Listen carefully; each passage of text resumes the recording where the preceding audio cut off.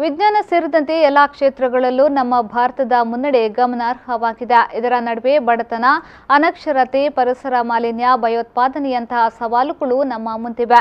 ನಾವೆಲ್ಲರೂ ಜಾತಿ, ಮತ, ಧರ್ಮದ ಎಲ್ಲೆ ಮೀರಿ ಬಲಿಷ್ಠ ಭಾರತ ನಿರ್ಮಾಣದೆಡೆಗೆ ಮುನ್ನಡೆಯಬೇಕಾಗಿದೆ ಎಂದು ಮೂಡಬಿದ್ರೆ ತಾಲೂಕು ತಹಶೀಲ್ದಾರ್ ಅನಿತಾ ಲಕ್ಷ್ಮಿ ಹೇಳಿದರು. ಸ್ವರಾಜ್ ಮೈದಾನದಲ್ಲಿ ಜರುಗಿದ ಗಣರಾಜ್ಯೋತ್ಸವ ದಿನಾಚರಣೆಯಲ್ಲಿ ಧ್ವಜಾರೋಹಣ ನೆರವೇರಿಸಿ ಪಥಸಂಚಲನ, ಗೌರವ ರಕ್ಷೆ ಸ್ವೀಕರಿಸಿ ಮಾತನಾಡಿದರು. ವ್ಯಕ್ತಿಯನ್ನು ತಲುಪಿದೆ. ವಿಜ್ಞಾನ ಕ್ಷೇತ್ರದಲ್ಲಿನ ದಾಪುಗಾಲು ಭಾರತವನ್ನು ಸುಪ್ರೀಂ ಪವರ್ ರಾಷ್ಟ್ರಗಳ ಸಾಲಿನಲ್ಲಿ ನಿಲ್ಲಿಸಿದೆ. ಸಾಕಷ್ಟು ಬಗೆಯ ಇನ್ಸಾನ್ಸರಿಯ ಉಪಗ್ರಹಗಳ ಉಡಾವಣೆ, ಸಾಫ್ಟ್ವೇರ್ ಮತ್ತು ಸಂವಹನ ವಿಭಾಗಗಳ ಬೆಳವಣಿಗೆಯು ವಿಶ್ವವನ್ನು ನಿಬ್ಬೆರಗಿಸುವಾಗಿರುತ್ತದೆ.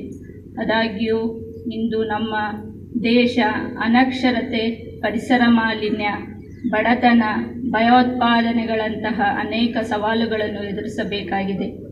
ಆದ್ದರಿಂದ ನಾವೆಲ್ಲರೂ ಜಾತಿ, ಮತ, ಭಾಷೆಗಳ ಎಲ್ಲೆ ಮೀರಿ ಅಪ್ಪಡ ಭಾರತೀಯರಾಗಿ ಈ ಎಲ್ಲ ಸವಾಲುಗಳನ್ನು ಮೆಟ್ಟಿ ನಿಂತು ಸದೃಢ, ಸಮರ್ಥ, ಶಕ್ತಿಶಾಲಿ ದೇಶ ನಿರ್ಮಾಣ ಮಾಡೋಣ.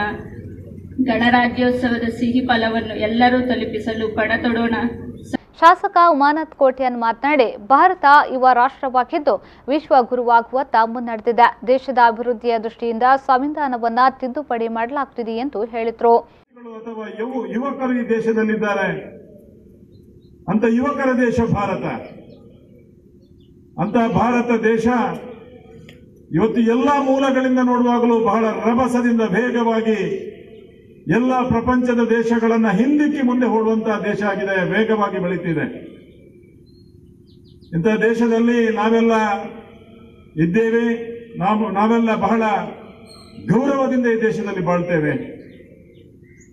ಯಾರು ಈ ದೇಶವನ್ನು ಭಿಕ್ಷುಕರ ಮಾಜಿ ಸಚಿವ ಕೆ ಅಭಯಚಂದ್ರ ಜೈನ್, ತಾಲೂಕು ಪಂಚಾಯತ್ ಕಾರ್ಯನಿರ್ವಹಣಾಧಿಕಾರಿ ದಯಾವತಿ, ಪುರಸಭಾ ಮುಖ್ಯಾಧಿಕಾರಿ ಇಂದು, ಕ್ಷೇತ್ರ ಶಿಕ್ಷಣಾಧಿಕಾರಿ ಆಶಾ ಮತ್ತಿತರರು ಉಪಸ್ಥಿತರಿದ್ದರು.